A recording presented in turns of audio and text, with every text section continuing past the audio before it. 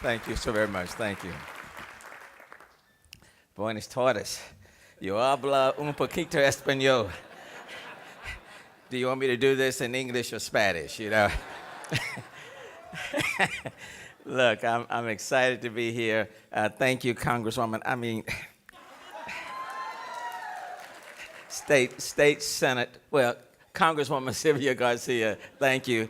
As we say in my church, you call those things that are not as though they are.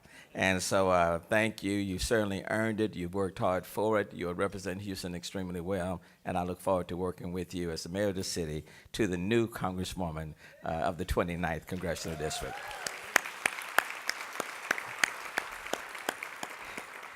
Mickey Ibarra, thank you for being bringing the Latino Network, Leaders Network, right here to the city of Houston. Honored by everyone's presence. I'm standing here, but I've got some members of City Council who are with me. My Vice Mayor Pro Tem, Jerry Davis, is with me. I was with him last night.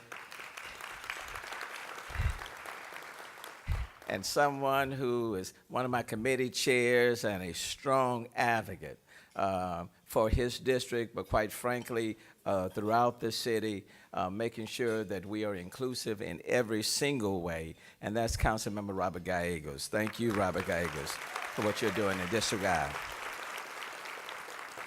Look, there are a number of elected officials that are here. And if I started naming names, I'm going to get in trouble. So to all of my friends, all of the elected officials who are here from the legislature, other members of various offices, HISD, school districts, let me just say hello to all of you. Let me just say I'm honored to be here. This is a great city. We are the most diverse city in the United States. I don't say that to throw shade on any other city in the country, but the reality is we are the most diverse city in the United States. When one of four Houstonian is now foreign-born, I think that speaks for itself. But if we stop with diversity and don't go any further, we miss the mark. We are diverse, and yet we seek every day to be more inclusive. Because you can be diverse and be separate, segregated, or apart. That doesn't achieve anything. You have to be diverse as well as inclusive. And that inclusion must be seen around the table of decision making. That's critically important. And it's not about just putting one person at the table. It's putting many people at the table. Because it's important for our kids to see that diversity, to see themselves around the table of decision making. And so honored to have the police chief, Acevedo, and who is outstanding, period, put a period there. And Sam Pena, different personality, just as capable, just as competent, the fire chief of the city. And that's why it's important to have Tina Pius, who's over my ARA, when it comes to regulatory and administrating the regulatory affairs of the city of Houston.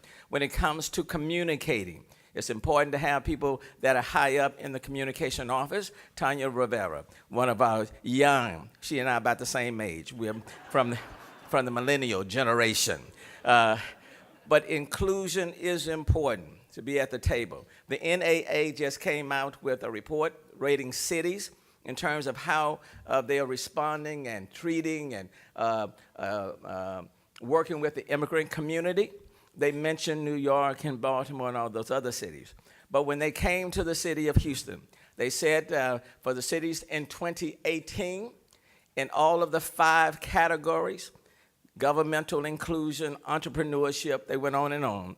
They said for Houston, in 5 out of 5 categories, a perfect score in 5 out of 5. And I'm very proud of that. I just had the privilege this year to go to South America, along with the head of the chamber, Hispanic Chamber, and Dr. Murillo, and we enjoyed ourselves in Peru, in Chile, and in Argentina. I tried some ceviche. I think that, they needed to put a little heat under that for me, but it was good. It was good.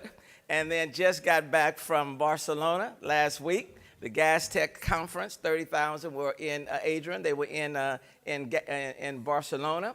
They'll be meeting in Houston next year. All 30,000 of them plus will be here, and was one of the few that had the privilege of having a one-on-one with King Felipe in Barcelona. Great meeting. As I indicated to him, look forward to him coming to the city of Houston. The reality is the world is changing, and the world is as diverse, and our cities have to be diverse, not only at city halls, but in our communities and in business opportunities. The dollars have to be diverse, the representation around the table have to be diverse, and then we have to make sure that we count everybody within our geographical boundaries. The census is critical, and you can't wait until 2020. We have to start right now, and you have to make sure that those who are out there are people that people can identify with.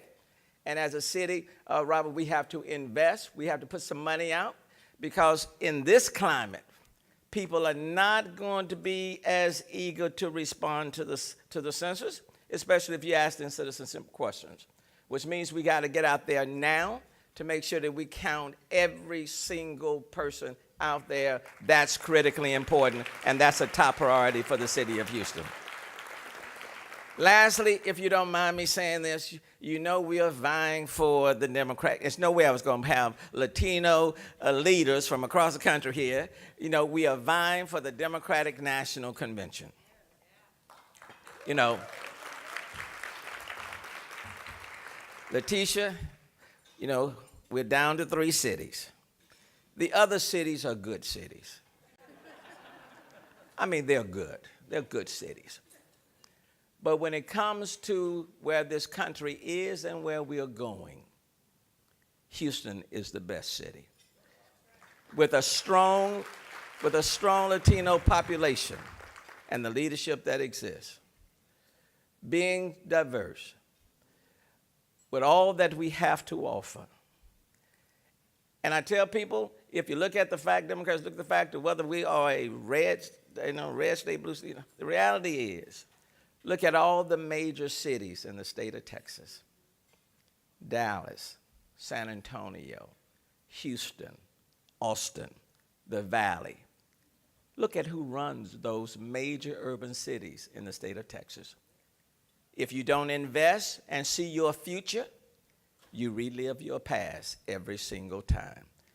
In this city, we're about building for the future.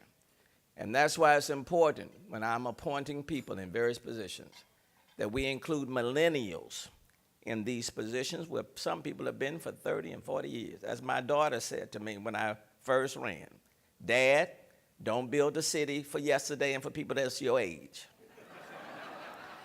Now, this came from my daughter. She said, when you are appointing people, remember that young folk are more than about moving tables and chairs. We think, and we need to be at the table. And help us, allow us to be at the table to design a city for us and those after us. That's the goal. That's the plan. I want to thank you for being in this city. I want to thank you for all of what you bring, not only to this city, but to the country. I hope that you'll put in a good word to Tom Perez, because at the end, it's all political. You can host big events, but at the end, it is all political. Everything is political. But the best for this community has yet to come. I don't care who the president may be. You can't put the genie back in the bottle. This is a new day. This is a new time. And people are demanding to see themselves around the table of decision making.